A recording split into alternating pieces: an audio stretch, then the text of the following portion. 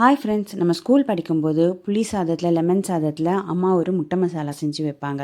அது காலையிலேயே வந்து செஞ்சுருவாங்க, சாதத்து மேலேயே வச்சு செஞ்சுருவாங்க.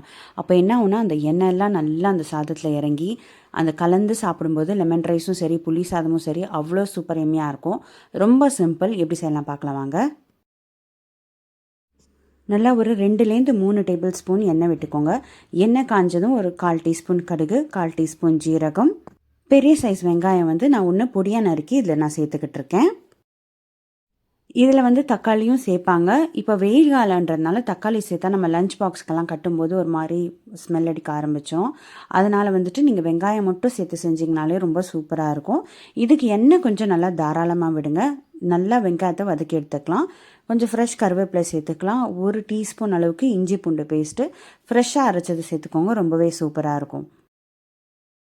பார்த்திங்கன்னா வெங்காயம் நல்லா வதங்கிருச்சுங்க. இப்போ 1/4 டீஸ்பூன் மஞ்சள் தூள் சேர்த்துக்கலாம். 1/4 டீஸ்பூன் காஷ்மீரி மிளகாத்தூள் சேர்த்துக்கலாம், கொஞ்சம் நல்ல கலர் கொடுக்கும். ஒரு 1/2 டீஸ்பூன் அளவுக்கு மிளகாத்தூள், 1/4 டீஸ்பூன் அளவுக்கு தனியாத்தூள் சேர்த்துக்கலாம். 1/4 டீஸ்பூன் உப்பு சேர்த்துக்கலாங்க. இதுக்கு வந்து நிறைய நம்ம வந்து மசாலா போட தேவையில்லை, இது 3 மசாலா போகிறோம். காஷ்மீரி ரெட் சில்லி பவுடர் இல்லைன்னா நீங்கள் நார்மல் மிளகாத்தூளை யூஸ் பண்ணிக்கலாம். அது கொஞ்சம் கலர் பார்க்குறதுக்கு நல்லாயிருக்கும், அதுக்காக தான் ஆட் பண்ணியிருக்கிறேன். அண்ட் வெங்காயம் கூட பார்த்தீங்கன்னா ஒரே ஒரு பெரிய சைஸ் வெங்காயம் தான் போட்டிருக்கேன். நீங்கள் நிறைய வெங்காயம் போடும்போது அது ஒரு மாதிரி தொக்கு மாதிரி ஆகும். இது வந்து கொஞ்சம் ட்ரையாக இருந்தால் தான் சாப்பாடுக்கு நமக்கு சேர்த்து சாப்பிட நல்லாயிருக்கும். ஒரு 1/2 டம்ளர் தண்ணி விட்டுக்கலாம். தண்ணி நல்லா கொதிச்சதுக்கப்புறம் நான் இங்கே 3 முட்டை உடைச்சிருக்கிறேன்.